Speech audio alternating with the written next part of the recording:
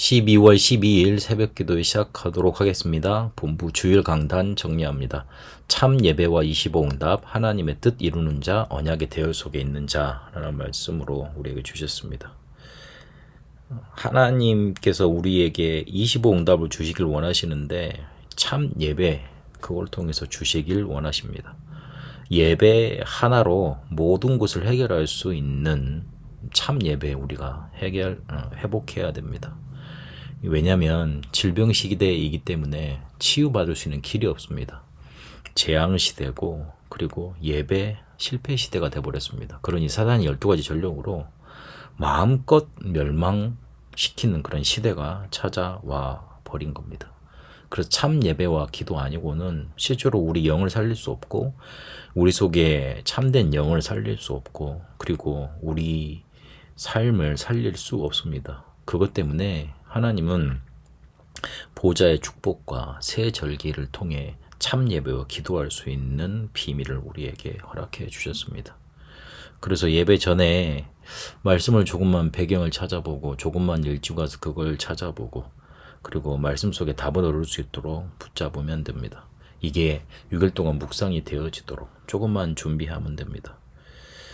그러면 사도행전 2장에 나타났던 힘과 시간표와 문과 이런 것들이 우리 속에 보이게 돼 있고 그리고 사람과 일 속에 갈등 문제가 보이는 게 아니라 여기에 하나님이 역사하시게 돼 있습니다. 그래서 목사님이 강조하셨던 게 결단 어려울 때 하지 말라. 예배 때 해라. 가장 붙잡고 예배 때 해라. 그 말씀 강조하셨습니다. 예배 때 실제로 갈등과 문제에 대한 답이 오기 때문에 그거 붙잡고 그때 결단하는 겁니다. 이러면 하나님은 우리에게 주신 보좌의 축복으로 함께 하시게 되었습니다. 그래서 항상 천명, 소명, 사명을 찾아야 됩니다. 그걸로 24, 25 영원하는 겁니다. 이러면 오직 율성, 재창조의 역사 우리에게는 할 수밖에 없습니다. 하나님의 뜻을 이루는 자라는 제목으로 일부 말씀을 주셨는데 영적 세계, 영적 사실, 영적 지식이 분명히 있는데 사람이 모릅니다. 그래서 영적 무지합니다. 원래 인간은 하나님의 축복을 받도록 창조되었는데 하나님을 떠나서 영적인 문제 속에 빠졌고 그거 해결할 수 없기 때문에 그리스도를 보내주시겠다 약속하신 겁니다. 그래서 그리스도 이걸 붙잡고 우리에게 일어나는 영적인 치유가 필요합니다. 영적인 힘이 필요합니다. 근본 치유가 필요한 겁니다. 그래서 하나님이 우리를 영적 서밋으로 이끌어 가시는 거 파수꾼으로 세우셔서 살릴 수밖에 없는 영적 서밋으로 끌고 가시는 거 그 여정 속에 우리가 있어야 됩니다. 우리를 파수꾼으로 세우셨기 때문에 우리에게는 망대가 필요합니다. 이거를 기도로 세울 수 있습니다. 답 가지고 있으면 답 찾는 사람들이 옵니다. 플랫폼 빛과 생명 그리스도를 전해서 치유하고 살리는 겁니다. 파수망대 하나님과 세상과 사람과 소통되는 안테나 우리에게 필요합니다. 너희를 향한 하나님의 뜻이라고 그랬습니다. 이게 바로 우리가 세워야 될 망대입니다. 237 살릴 사람들이 항상 해야 될 게 있는데 기뻐하라, 기도하라, 감사하라입니다. 실제로 우리의 기쁨의 근원은 오직 그리스도이니 임마누엘 보좌와 배경수 우리와 함께 하시니 언약 붙잡고 기도했는데 우리가 응답 올 수밖에 없으니 기뻐할 수밖에 없는 겁니다. 조금만 기도의 시스템을 구축하고 7망대 7여정 7여정표 기도하면 이 흑암망대 무너지는 일들이 일어나게 돼 있습니다.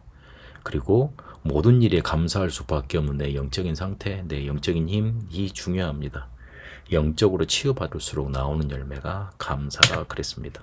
하면 할수록 더 풍성해지고 감사는 인간관계를 살리는 겁니다. 그래서 놓치지 말아야 될 게 진정 오직 성령 충만, 말씀 충만, 지혜 충만, 믿음 충만 하나님이 주시는 것으로 충만해지는 겁니다.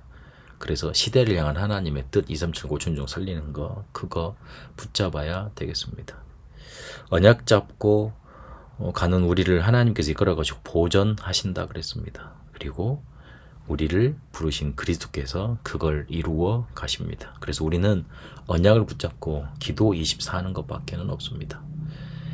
이불을 통해 언약의 대열 속에 있는 자라는 말씀을 주셨는데 본인이 어려웠을 때 환난과 어려움을 넘어설 수 있는 비밀이 정체성이었다. 그래서 나와 우리 교회와 단체 정체성 회복해야 된다.